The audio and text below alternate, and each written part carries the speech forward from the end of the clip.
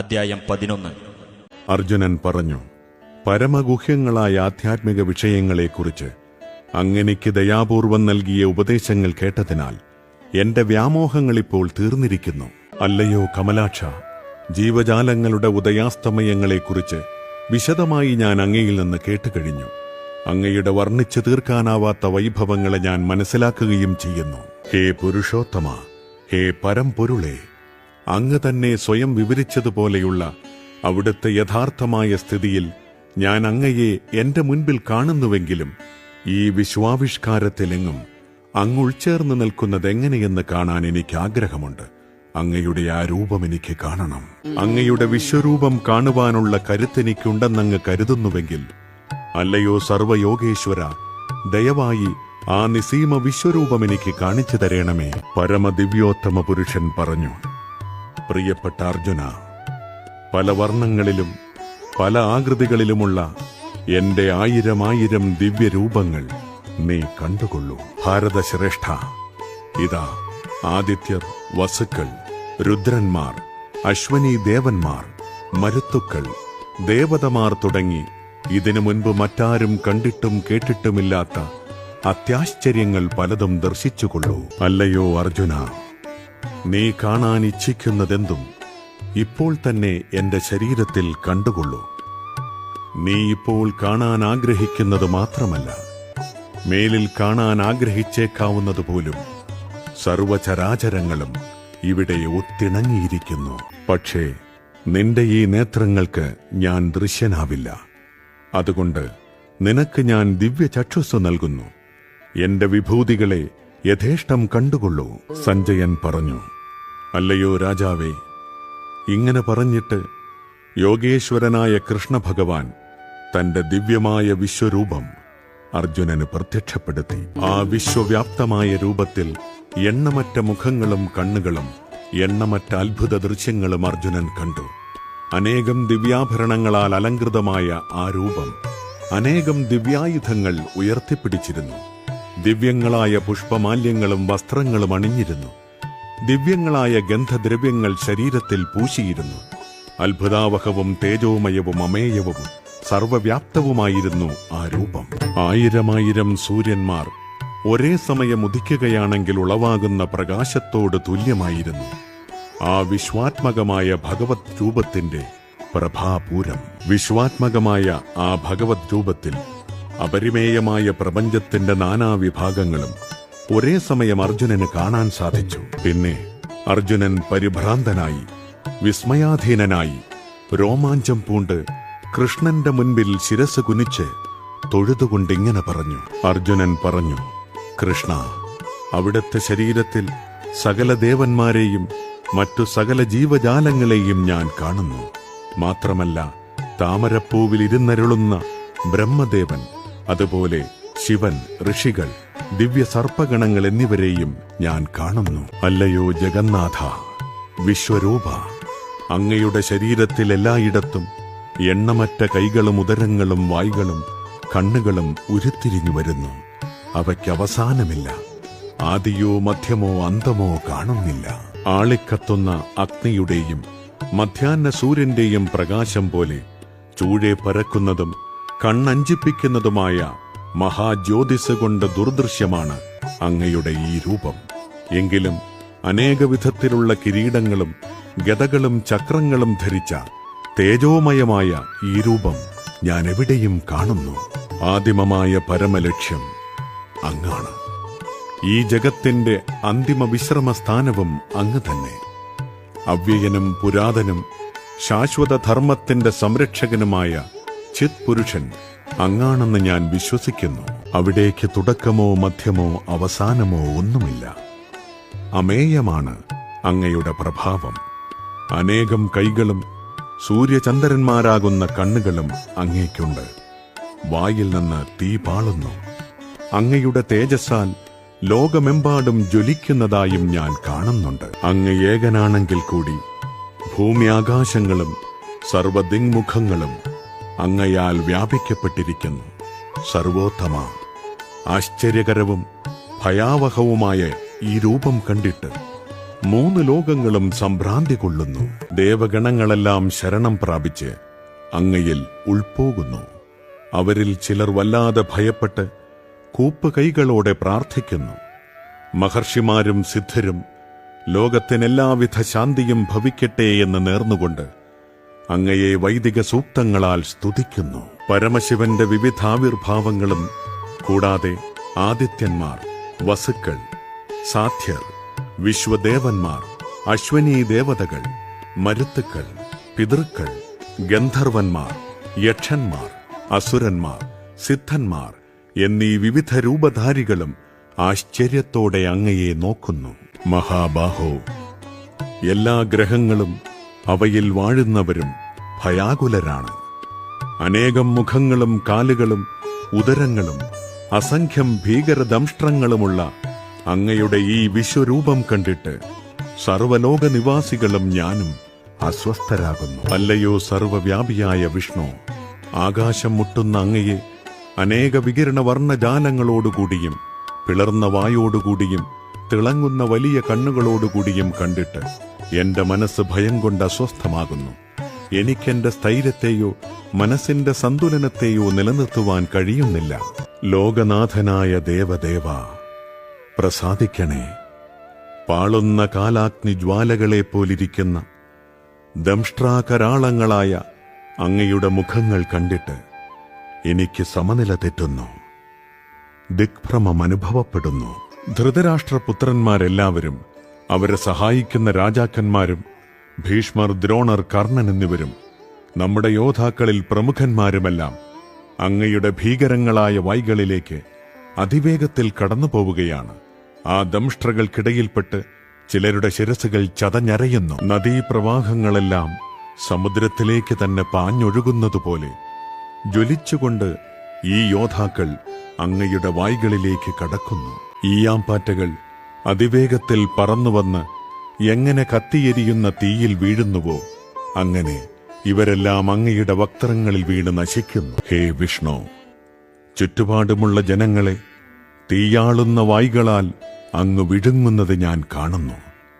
അങ്ങയുടെ തേജസ്സുകൊണ്ട് പ്രപഞ്ചത്തെ ആവരണം ചെയ്തുകൊണ്ട് ഉഗ്രവും ദഹിപ്പിക്കുന്നതുമായ കിരണങ്ങളോടുകൂടി അവിടുന്ന് കാണപ്പെടുന്നു. ദേവാധിദേവ, ഉഗ്രമൂർത്തേ, അങ്ങാരാണെന്ന് പറഞ്ഞു തരൂ. ഞാൻ പ്രണമിക്കുന്നു. എന്നിൽ കനിയേണമേ. ആദിപുരുഷനായ അങ്ങയെ എനിക്കറിയണം. അങ്ങയുടെ ദൗത്യമെന്തെന്ന് മനസ്സിലാകുന്നില്ല. പരമദിവ്യോത്തമ പുരുഷൻ പറഞ്ഞു, സമസ്ത ലോകങ്ങളെയും സംഹരിക്കുന്ന കാലമാകുന്നു ഞാൻ. ഈ കാണുന്ന ജനങ്ങളെയെല്ലാം നശിപ്പിക്കുവാനാണ് ഞാനിവിടെ സന്നിഹിതനായിരിക്കുന്നത്. നിങ്ങൾ പാണ്ഡവരൊഴികെ രണ്ട് കക്ഷിയിലും പെട്ട യോദ്ധാക്കൾ ഏവരും കൊല്ലപ്പെടും. അതിനാൽ എഴുന്നേൽക്കൂ, പൊരുതി യശസ്സു നേടാൻ തയ്യാറാകൂ. ശത്രുക്കളെ ജയിച്ചിട്ട് സമൃദ്ധമായ രാജ്യം ഭരിക്കൂ. ഞാൻ അവരെ മുൻപ് തന്നെ കൊന്നുകഴിഞ്ഞു. നീ കേവലം ഒരായുധമാവുന്നതേയുള്ളൂ സവ്യസാചിൻ. ഭീഷ്മൻ, ദ്രോണൻ, ജയദ്രഥൻ, കർണൻ എന്നിവരും മറ്റു മഹാരഥന്മാരും ഇപ്പോൾ തന്നെ എന്നാൽ കൊല്ലപ്പെട്ടു കഴിഞ്ഞു. അവരെ കൊല്ലുന്നതിൽ നിനക്ക് ദുഃഖം വേണ്ട. നീ പൊരുതുക മാത്രം ചെയ്താൽ മതി. ശത്രുക്കൾ തോറ്റുപോകും. സഞ്ജയൻ പറഞ്ഞു, രാജാവേ, ഭഗവാന്റെ ഈ വാക്കുകൾ കേട്ടിട്ട് അർജുനൻ വിറപൂണ്ട് വീണ്ടും വീണ്ടും കൈകൂപ്പി ഭയത്തോടെ ഇടറുന്ന സ്വരത്തിൽ പറഞ്ഞു, ഋഷികേശ, അങ്ങയുടെ തിരുനാമ കീർത്തനത്താൽ ലോകം ആനന്ദഭരിതമായിത്തീരുന്നു. അങ്ങയിൽ അനുരക്തമാവുന്നു. സിദ്ധി നേടിയവർ അങ്ങയെ പ്രണമിക്കുന്നുവെങ്കിലും അസുരഗണങ്ങൾ ഭയപ്പെട്ട് അങ്ങുമിങ്ങും പായുകയാണ്. ഇത് ഉചിതം തന്നെ. ബ്രഹ്മാവിനേക്കാളും ശ്രേഷ്ഠനായ പുരുഷോത്തമ, അങ്ങാണല്ലോ ആദിമനായ സ്രഷ്ടാവ്. എങ്കിലും എന്തുകൊണ്ടവർ ഭക്ത്യാദരപൂർവം അങ്ങയെ പ്രണമിക്കുന്നില്ല? അതിരില്ലാത്തവനും പ്രപഞ്ചത്തിനാശ്രയവുമായ ദേവാധിദേവ, അക്ഷയവും കാരണങ്ങൾക്ക് കാരണവും ഭൗതിക പ്രകൃതിക്കുപരിയുമാണങ്ങ്. ആദിദേവനും പുരാണ പുരുഷനും പ്രപഞ്ച സൃഷ്ടിക്കാധാരവും അങ്ങ് തന്നെ. അറിയേണ്ടവനും അറിയുന്നവനും അങ്ങ് തന്നെയാകുന്നു. ത്രിഗുണാതീതമായ അഭയസ്ഥാനം അങ്ങാണ്. ഹേ അനന്തരൂപ, ഈ ദൃശ്യപ്രപഞ്ചമെങ്ങും അങ്ങ് നിറഞ്ഞു നിൽക്കുകയാണ്. വായുവും പരമനിയന്താവും യമനും അഗ്നിയും വരുണനും ചന്ദ്രനും പ്രജാപതിയും പ്രപിതാമഹനും അങ്ങ് തന്നെ.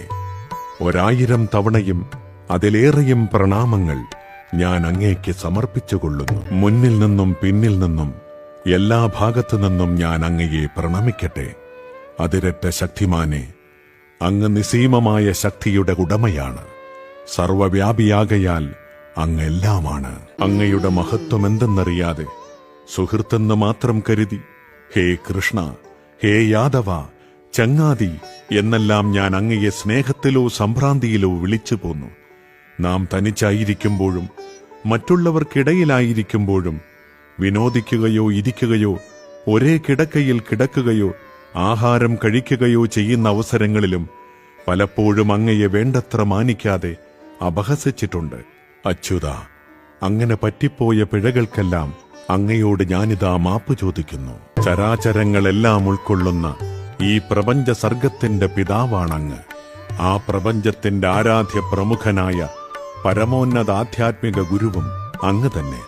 അങ്ങേക്ക് സമനായോ സമനാവാൻ കഴിവുള്ളവരായോ മറ്റാരുമില്ല. അങ്ങനെയാകിൽ ഹേ അതുല്യ പ്രഭാവനെ, 3 ലോകങ്ങളിലും അങ്ങയേക്കാൾ ശ്രേഷ്ഠനായിട്ട് ആരാണുള്ളത്? സകല ജീവജാലങ്ങൾക്കും ആരാധ്യനായ ഭഗവാനെ, അങ്ങയെ ഞാൻ സാഷ്ടാംഗം പ്രണമിക്കുന്നു. പ്രസാദിക്കണമേ. മകന്റെ ധിക്കാരത്തെ അച്ഛനെന്ന പോലെ, സുഹൃത്ത് തന്റെ സുഹൃത്തിന്റെ അവിവേകത്തെ എന്ന പോലെ, ഭർത്താവ് ഭാര്യയുടെ പെരുമാറ്റത്തെ എന്ന പോലെ ഞാൻ അങ്ങയോട് ചെയ്തിരിക്കാവുന്ന പിഴകൾ അങ്ങ് ക്ഷമിക്കണമേ. മുമ്പ് കാണാത്ത ഈ വിശ്വരൂപം കണ്ടിട്ട് ഞാൻ സന്തുഷ്ടനായിരിക്കുന്നു. അതേ സമയത്ത് തന്നെ എന്റെ മനസ്സ് ഭയാകുലവുമാണ്. അതുകൊണ്ട് പ്രപഞ്ചത്തിനാശ്രയമായ ദേവദേവ, വീണ്ടും മുൻപുണ്ടായിരുന്ന രൂപം തന്നെ സ്വീകരിക്കുവാൻ കനിവുണ്ടാകണമേ. 4 കൈകളും ശിരസിൽ കിരീടവും കൈകളിൽ ശംഖചക്ര ഗദാ പത്മങ്ങളുമുള്ള അങ്ങയുടെ ആ രൂപം കാണാൻ ഞാൻ ആഗ്രഹിക്കുന്നു. ഭഗവാൻ അത് കാണിച്ചു തരണമേ. ശ്രീ ഭഗവൻ പറഞ്ഞു, ഹേ അർജുന, നിന്നിൽ സന്തുഷ്ടനായ ഞാൻ അന്തരംഗ ശക്തിയാൽ ഭൗതിക പ്രപഞ്ചത്തിൽ അന്തർഹിതമായ എന്റെ ഈ വിശ്വരൂപം കാട്ടിത്തന്നു. ആദിമവും അവസാനമില്ലാത്തതും തേജോമയവുമായ ഇത് നീയൊഴികെ ആരും മുൻപ് കണ്ടിട്ടില്ല. ഹേ കുരുശ്രേഷ്ഠ, എന്റെ ഈ വിശ്വരൂപം നീയല്ലാതെ മറ്റാരും ഇതുവരെ കണ്ടിട്ടില്ല. വേദാധ്യയനം, യജ്ഞാനുഷ്ഠാനം, ദാനം, തപസ് എന്നിവ കൊണ്ടോ പുണ്യകർമ്മങ്ങൾ കൊണ്ടോ ഭൗതിക ലോകത്തിൽ ആർക്കും എന്റെ ഈ രൂപം ദൃശ്യമാവില്ല. എന്റെ ഈ ബീഭത്സ രൂപം കണ്ടിട്ട് നീ അസ്വസ്ഥനാവുകയും സംഭ്രാന്തനാവുകയും ചെയ്തു. അതിതോടെ തീരട്ടെ. എന്റെ ഭക്തനായ നീ ഇനി സ്വസ്ഥത കൈവരിക്കൂ. ശാന്തമനസ്കനായി നിനക്കിപ്പോൾ നീ ആഗ്രഹിക്കുന്ന രൂപം കാണാം. സഞ്ജയൻ പറഞ്ഞു. ഇങ്ങനെ അർജുനനോട് പറഞ്ഞിട്ട് പരമദിവ്യോത്തമ പുരുഷനായ കൃഷ്ണൻ തന്റെ യഥാർത്ഥമായ ചതുർഭുജ രൂപം കാണിച്ചു.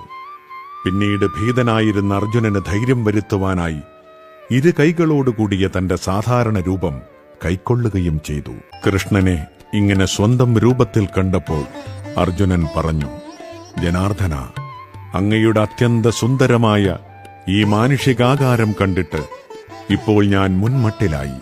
എന്റെ മനസ്സ് ശാന്തമായി. ഭഗവാൻ പറഞ്ഞു, പ്രിയ അർജുന, നീയിപ്പോൾ കണ്ടുകൊണ്ടിരിക്കുന്ന എന്റെ ഈ രൂപം കാണുവാൻ ഏറെ പ്രയാസമുള്ളതാണ്.